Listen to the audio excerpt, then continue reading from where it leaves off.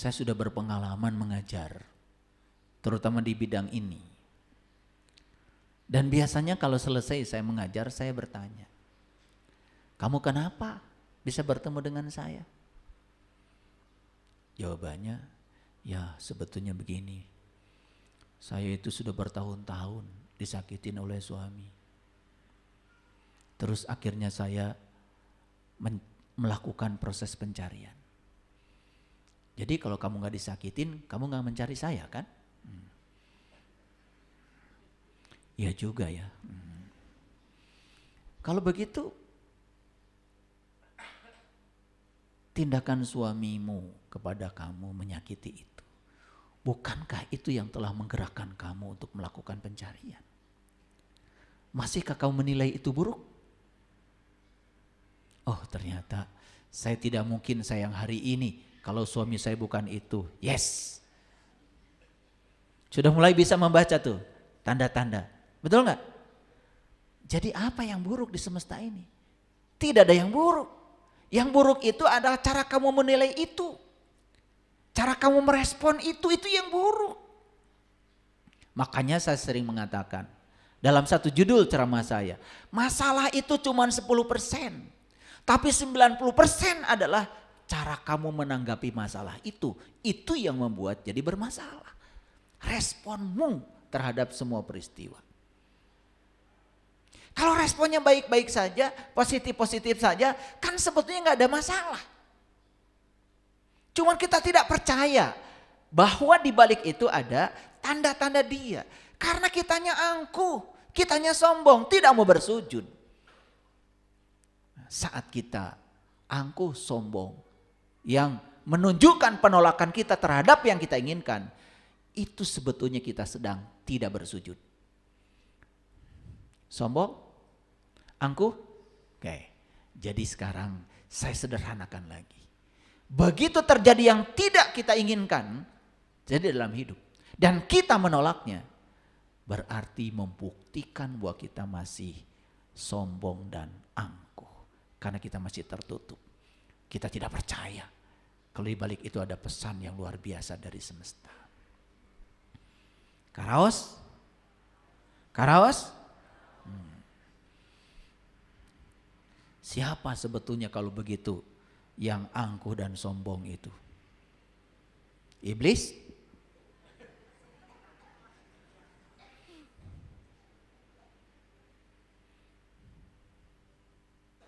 Setan? Makanya saya sering tanya, kalian tuh suka baca ta'udz gak ya? Suka. Gimana? A'udzubillahi minasyaitonir rajim. Nah, udah itu level ikronya, udah level ikro 4 itu.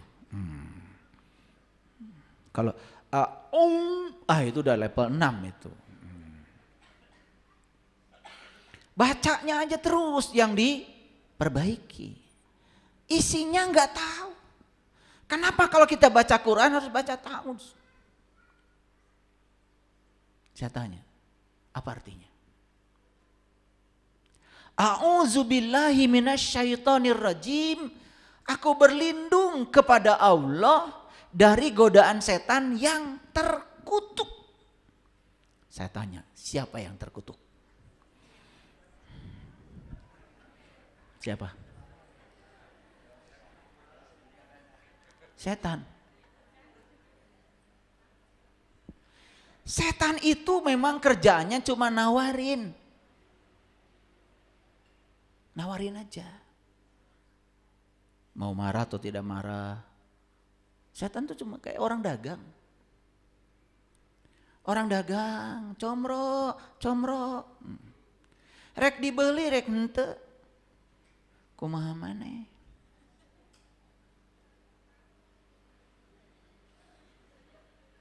Jadi siapa yang terkutuk itu? Yang terkutuk itu bukan setan. Yang terkutuk itu mereka yang gagal berlindung kepada Allah, malah berlindung kepada setan. Jadi sebetulnya yang terkutuk itu yang tergoda oleh godaan setan, bukan setannya. Enak aja kata setan. Kamu yang marah-marah, bilang salah setan.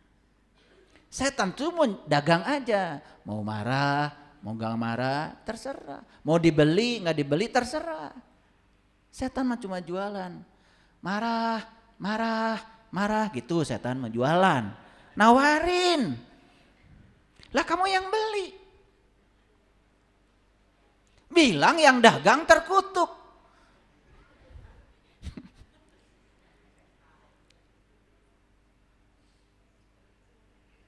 Dahar comro sapiring. Sakit perut. Kenapa kamu sakit perut? Gara-gara tukang comro. Tuh. Jadi kita tuh ngaji tuh selama ini ya gak jelas. Terlalu sibuk memperbaiki bacaan. Bukan itu buruk, bagus. Kan jadi juara. Tapi buat apa kita membaca kalau nggak ngerti? Karena saya bilang membaca itu tidak termasuk keterampilan berpikir. Mengingat bacaan sudah masuk level 1. Memahami bacaan baru level 2. Menerapkan bacaan level 3.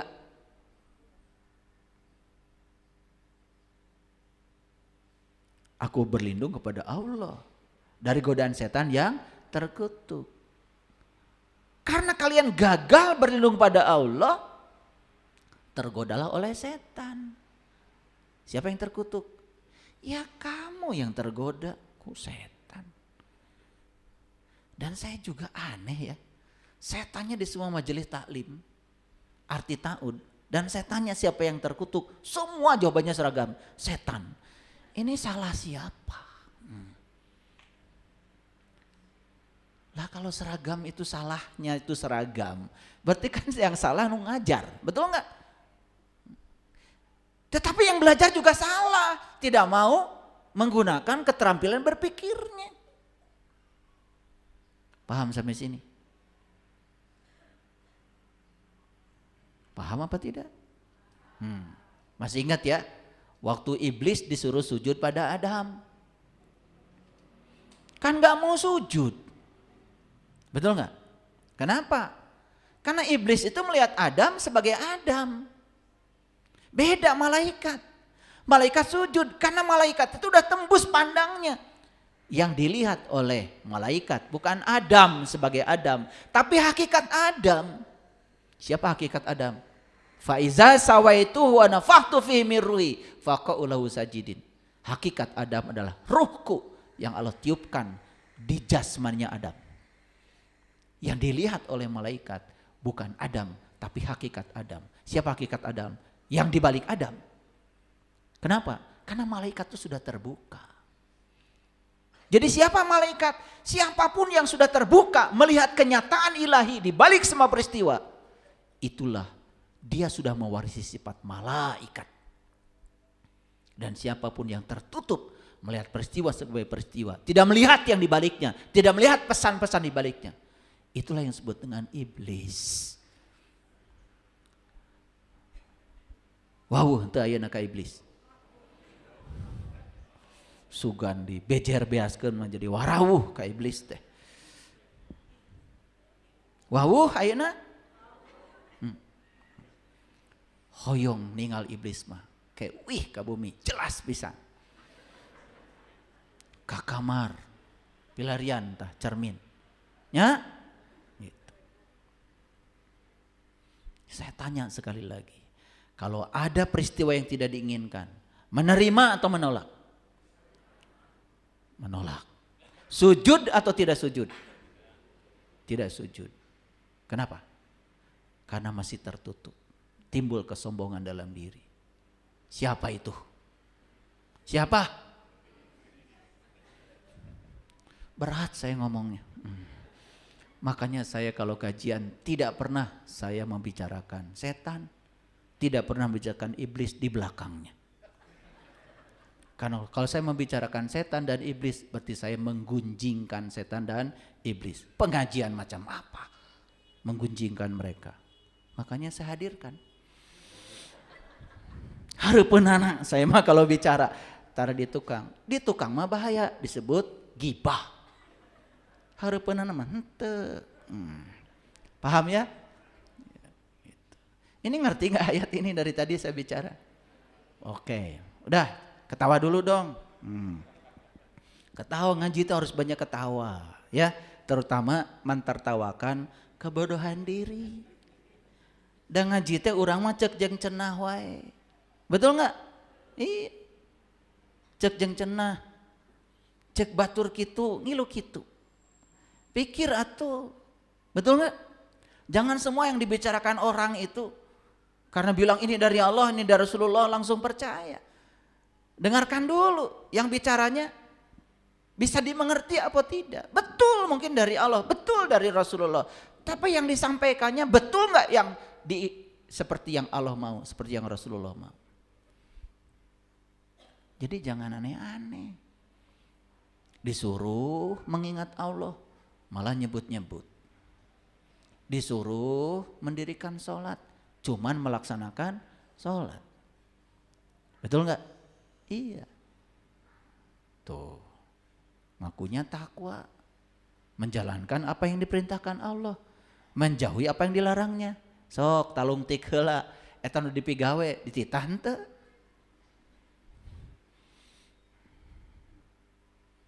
Makanya itu yang disebut dengan kegeeran spiritual. GR, merasa paling benar karena nggak mau belajar, tertutup dari nasihat orang lain, tertutup dari pandangan orang lain. Bisanya ketika orang lain beda, salah. Bisanya gitu. Eta penyakit kulit deh. Makanya orang yang penyakit kulit mah nular. Ngerti? Iya. Penyakit kulit mah bukan sok gagaro. Betul nggak? Tah gagaro teh nular. Makanya gagaro mah kapan gagaro? Kapan garuk-garuk? Kalau gatel. Makanya orang lain beda gatel. Betul nggak? Orang lain tidak sama dengan dia gatel. Kerjanya tuh gatel. Itu. Bukan garuk-garuk ini. Di sini garuk-garuknya gatel. Kalau nggak komentar gatel.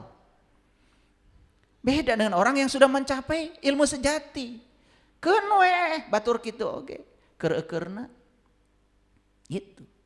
Dan setiap perbuatan yang dilakukan seseorang bukan untuk siapa-siapa, akan kembali pada dirinya sendiri. Ngapain kita sibuk ngurusi orang? Paham ya? Hah, ini karena ada kesombongan, keangkuhan. Lanjut. Oke. Tos karaos ayat nu tadi. Mentos karaos urang lajengkeun. Auzubillahi minasyaitonirrajim. Bismillahirrahmanirrahim. Ini Quran surat Al-Fat ayat 26. Ketika orang-orang yang tertutup, id ja'alal ladzina kafaru fi qulubihim, ya, fi qulubihimul hamiyatal jahiliyah. Ketika orang-orang yang tertutup menanamkan dalam kalbu mereka kesombongan, yaitu kesombongan jahiliyah. Jadi yang paling berbahaya kesombongan adalah kesombongan jahiliyah. Apa jahiliyah itu? Jahil. Tahu? Bodoh. Makanya kesombongan yang paling berbahaya kata Quran adalah kesombongan jahiliyah. Bodoh tapi sombong. Keun we atuh ari nu pinter sombong mah. Pantes. Ieu mah bodoh, teu nyahonan naon sombong. Keun we atuh nu beunghar sombong mah da meureunan aya. Ieu mah teu gaduhna naon tapi sombong. Pika sebeleun. Makanya sombong yang dimaksud oleh Quran itu perhatikan. Ketika seseorang itu sombong dengan kebodohannya, dia itu sudah menanamkan kesombongan dalam kolbunya. Makanya kolbunya semakin tertutup. Yang paling berbahaya lagi adalah bodoh, tidak tahu, tapi menganggap dirinya paling tahu. Udah gitu mengajarkan orang lain. Karena dia menganggap dirinya paling tahu. Yang disampaikan pada orang lain itu bukan apa yang dia alami. Cuman yang dia baca, yang dia hafal, diceramahkan. Isu kerek ceramah pentingna ngapalkeun heula. Tah ieu disebut imtihan teh. Baheula mah simkuring keur leutik. Lamun aya acara muludan jeung rajaban, tahu rajaban? Rajaban atau banna nu ageung teh geuning. Kupun bapak teh sok dipasihan kertas. Ya, kertas. Isina teh pidato. Atuh arek pidato teh atuh sarungna, kopeahna, gitu. Begitu pidato teh celengkeung teh ngau speaker. Nya katingali ngapalkeunna teh da menang nyian batur. Ya, tah aya pemilihan juara eta teh. Ya, yang paling bagus pidatonya dapat piala. Mun aya nama penginten Pildacil nya. Pildacil. Setelah saya besar, saya bilang sama Bapak, Bapak, kenapa saya disuruh pidato sesuatu yang saya sendiri tidak mengalaminya? Surpun Bapak teh ameh maneh jadi juara. Makanya saya disuruh pidato kayak gitu lagi, gak mau. Yang berbahaya, jangan-jangan yang ditulis bapak saya pun bapak saya belum mengalaminya. Wah, itu.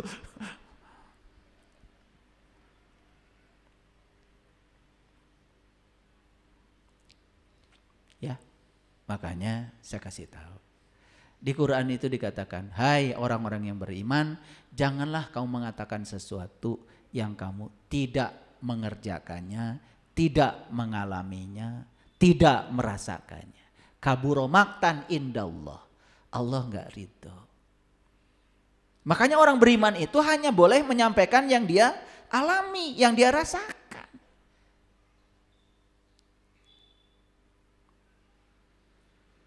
Nih saya kasih tahu.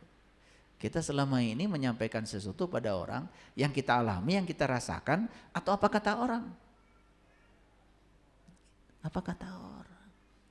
Berarti kita masih tertutup, belum mengerti. Ya. Nah, makanya kesombongan yang paling berbahaya kata Quran, ya, hamiyatal jahiliyah. Kesombongan yang paling berbahaya adalah kesombongan kebodohan. Bodoh, sombong. Nah, tetapi kuncinya kesombongan tetap di ayat ini dikatakan ij'alal ladzina kafaru fi qulubihim. Karena kolbunya masih tertutup. Tetap aja kuncinya itu. Karena ketika mata kolbu masih tertutup, yang keluar itu cuma persepsi, interpretasi, proyeksi, bukan yang dialami. Makanya kenapa orang tidak boleh bersaksi kecuali yang sudah menyaksikan. Kan tidak boleh yang tidak bersaksi tidak boleh orang yang tidak menyaksikan bersaksi. Dan menyaksikan itu di TKP, tapi bersaksi boleh di kantor polisi, boleh di depan Pak Hakim. Boleh. Asal yang bersaksi itu yang menyaksikan. Menyaksikan mah pakai mata. Kalau bersaksi pakai mulut. Mulut ini tidak boleh menyampaikan sesuatu yang tidak dilihat. Sama. Ini mata lahir. Kata Allah, aku sudah kasih satu mata lagi. Maka di Quran dikatakan, aku telah berikan kepadamu dua penglihatan. Satu penglihatan lahir, satu penglihatan batin. Apa kabar dengan penglihatan batinmu? Apa kabar dengan penglihatan jiwamu, penglihatan kolbumu? Karena kalau belum melihat, berarti yang disampaikan lewat mulut bukan yang dilihat, tetapi persepsi terhadap yang dipikirkan. Tuh, jadi salah kaprah. Makanya syahadat itu harus dialami sendiri. Menyaksikan dulu, baru bersaksi. Baru ada getarannya, ada energinya. Karena kita sudah memalingkan semua kepalsuan diri. Masuk dalam dimensi yang jujur, sejujur-jujurnya. Makanya di ayat ini dikatakan fa'anzalallahu sakinatahu ala rasulihi. Ternyata ketenangan itu hanya disampaikan Allah kepada para rasulnya. Yuk kita belajar. Siapa Rasul itu? Rasul itu utusan Allah. Maka disebut Rasulullah. Ya kan? Kalau kita belajar dulu di pelajaran agama, Rasul itu orang yang dapat ilmu untuk dirinya sendiri dan boleh menyampaikan pada orang lain. Jadi sebelum menyampaikan pada orang lain itu harus ngalamin sendiri. Makanya para rasul itu menyampaikan sesuatu bukan kata orang, tetapi apa yang langsung dialami oleh pengalaman pribadinya, itu yang disampaikan. Makanya itu namanya kebenaran. Fa'anzalallahu sakinatahu ala rasuli. Maka Allah menurunkan kepada para rasul itu apa? Sakinah. Sering dengar sakinah? Sering, tapi nggak ngerti.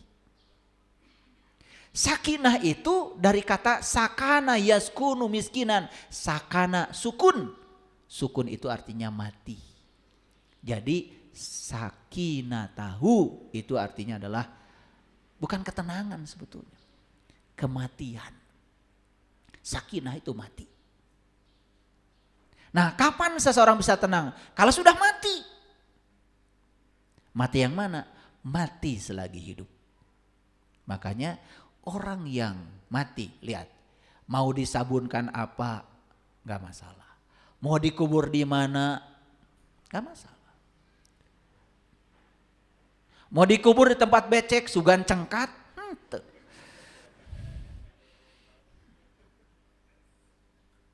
mau disabunkan pakai sabun apa, gak apa-apa. Mau dikasih minyak wanginya apa, mau herme, mau minyak duyung, gak masalah.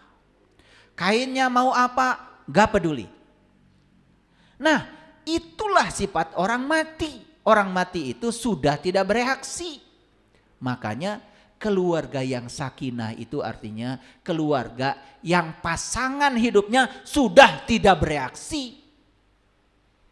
Kartos. Apapun yang dilakukan oleh suami, antep eda keur manehna. Tidak bereaksi, tidak usil, tidak komentar, maafkan dan biarkan. Pulang terlambat, langsung sediakan air panas, kopi, gitu. Lain ditanya, di mana heula ya?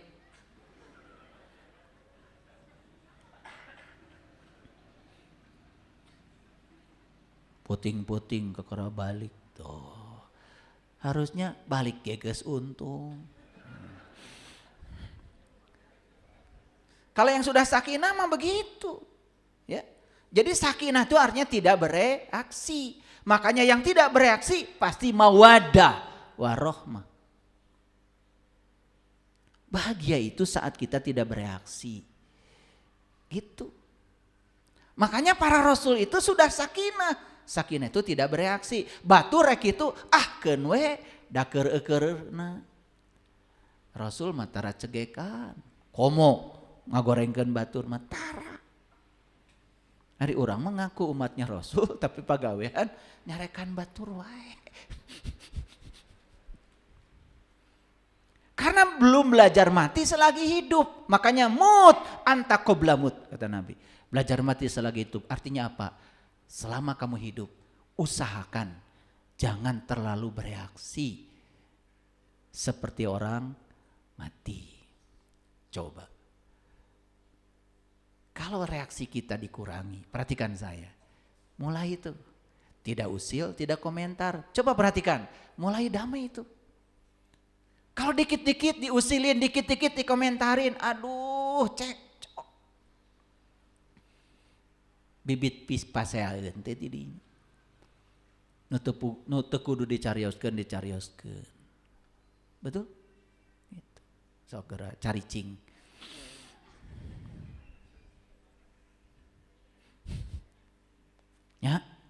Cing atuh. Tong ngeceblek wae.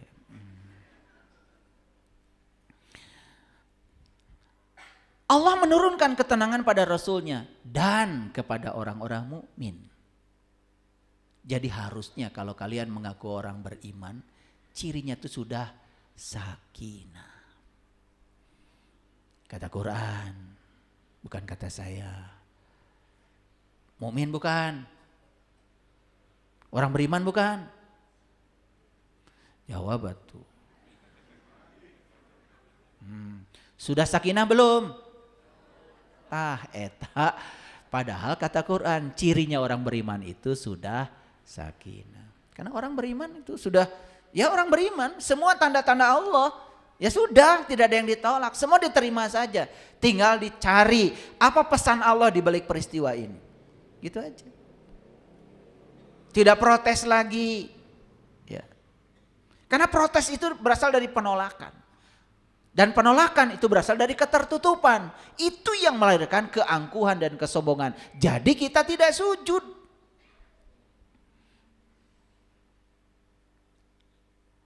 Dan Allah mewajibkan kepada mereka. Siapa? Para rasul dan orang-orang beriman itu cuma satu. Apa kata Allah? Ya, kalimat taqwa. Makanya ya, yang dianjurkan kepada mereka itu adalah kalimat takwa. Kok kalimat? Kalimat itu kalau dalam bahasa Indonesia, kalimat itu ya sekumpulan kata-kata. Tapi kalau kalimah dalam bahasa Arab itu satu kata.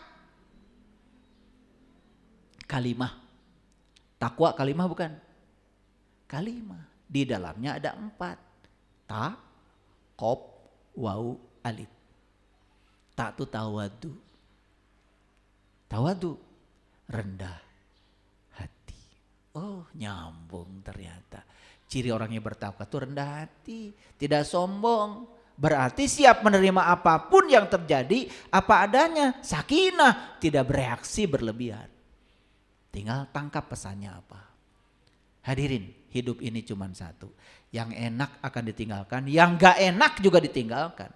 Tapi yang akan dibawa kepada kita, itu kedewasaan jiwa kita. Baik dari yang enak maupun yang tidak enak. Pelajarannya yang dibawa. Prosesnya, bukan hasilnya.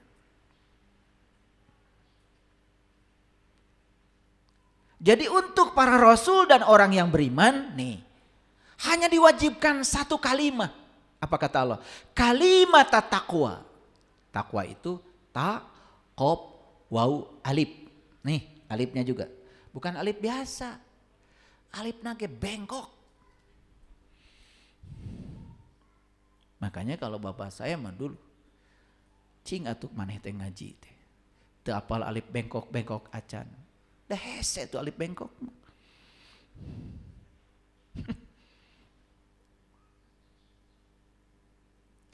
Yang pertama tawadu. Tawadu apa artinya? Kalau tidak tahu, bilang tidak tahu. Jujur pada diri sendiri. Rendah serendah-rendahnya. Ajarkan saya karena saya tidak tahu. Begitu. Kalau tidak tahu, diam. Jangan banyak ngomong. Musa itu tidak jadi berguru spiritual pada Khidir. Digambarkan di Quran surat Al-Kahfi gara-gara apa? Banyak ngomong. Kan sudah janjian. Ya. Ya Musa, ya Khidir kata Musa, aku ingin berguru kepada kamu. Apa kata Khidir? Yang namanya guru, selevel Khidir, sudah mursyid, tahu sifat muridnya. Apa kata Khidir? Kamu enggak akan sanggup berguru kepada saya. Tapi apa kata Musa? Enggak lah Dir.